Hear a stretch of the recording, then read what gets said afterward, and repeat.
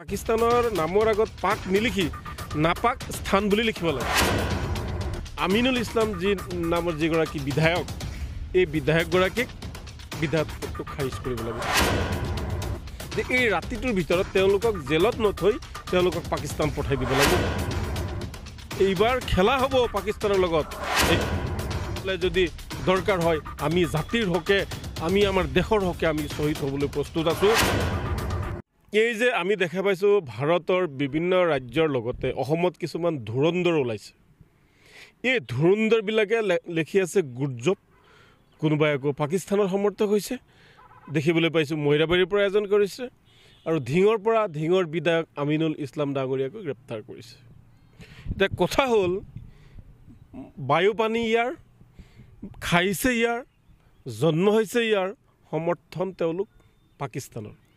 মই কেন্দ্ৰীয় চৰকাৰ আৰু অসম চৰকাৰক আজিয়েই অনুৰোধ জনাওঁ যে এই ৰাতিটোৰ ভিতৰত তেওঁলোকক জেলত নথৈ তেওঁলোকক পাকিস্তান পঠাই দিব লাগে। ৱাঘা বৰ্ডাৰত তেওঁলোকক থৈ আহিব লাগে।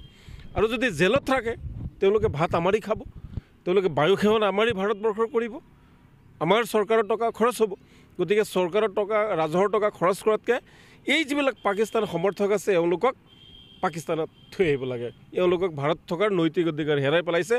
লগতে আমিনুল ইছলাম যি নামৰ যিগৰাকী বিধায়ক, এই বিধায়কগৰাকীক বিধায়ক পদটো খাৰিজ কৰিব লাগে।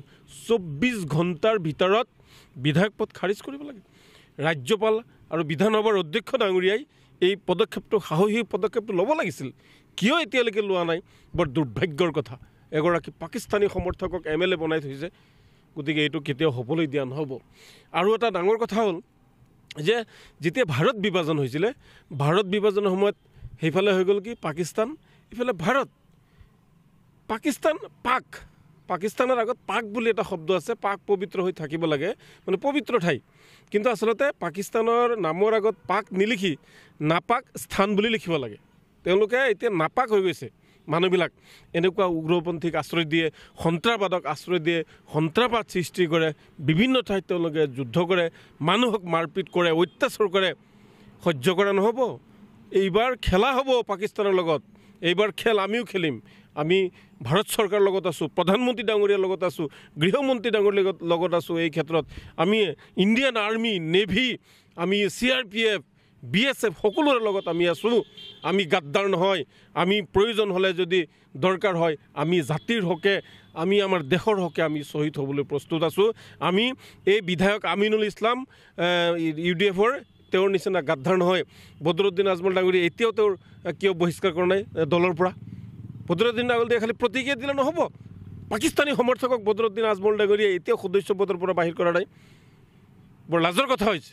বদৰুদ্দিন আজমল ডাঙৰীয়া, আপোনাকো কৈছোঁ, এওঁক আপুনি সদস্য পদৰ পৰা বহিষ্কাৰ কৰক। আৰু ৰাজ্যপাল আৰু আমাৰ বিধানসভাৰ অধ্যক্ষ মহোদয়ক কৈছোঁ, অনুৰোধ কৰিছোঁ যে এইগৰাকী বিধায়কক আপুনি আজি নিশাটোৰ ভিতৰতে তেওঁক আপোনালোকে বিধায়ক পদ খাৰিজ কৰিব লাগে।